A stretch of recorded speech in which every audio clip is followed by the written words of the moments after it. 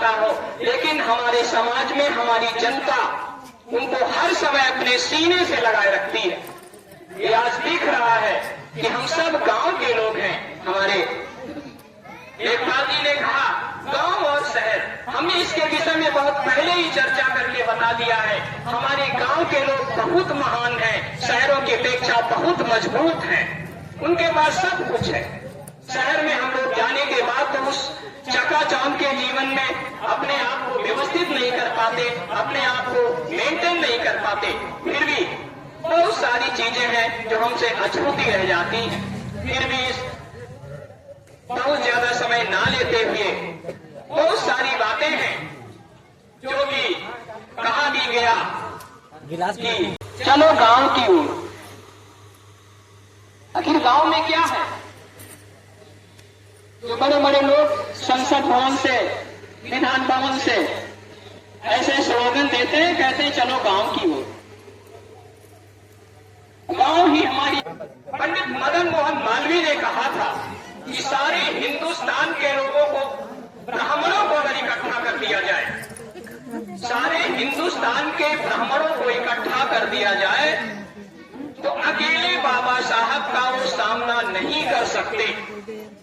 कितनी मजबूती से पंडित मदन मोहन मालवीय ने कह दिया था। हिंदुस्तान के थे, ब्राह्मण समुदाय के थे, फिर भी उन्होंने बाबा साहब की प्रतिभा को देखते हुए, उनके ज्ञान को देखते हुए बड़े स्पष्ट शब्दों में कह दिया कि अकेला शेर पूरे देश के ब्राह्मणों में सबसे भारी होगा। और सार्थक भी हुआ, जो कि हमारे साहित्यों में विशेष रूप से हर मंच पर बिना उनका नाम लिए कोई भी मंच अधूरा दिखता है।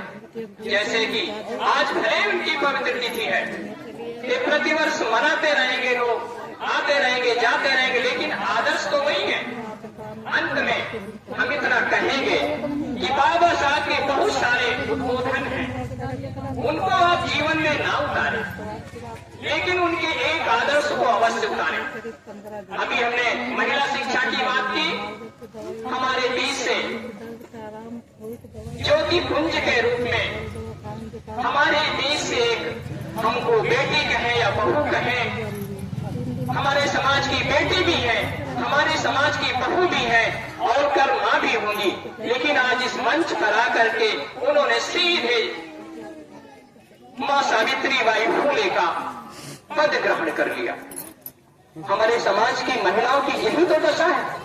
जैसा कि बहुत देर तक हमारे लेखपाल जी ने कहा भी कि महिलाओं की स्थिति बड़ी दयनीय, पूरा उधेड़ दिया उन्होंने, लेकिन ऐसा नहीं है। वो दौर दूसरा था, अब ये दौर दूसरा है। जो लगातार चलता रहता वो निश्चय मंजिल पाता है, जो लगातार चलता रहता वो निश्चय मंजिल पाता है। जो बीच राह में बैठ गया वो बैठा ही रह जाता है, वो बैठा ही रह जाता है। इसलिए हम बैठेंगे नहीं, हम उस मेहनत को में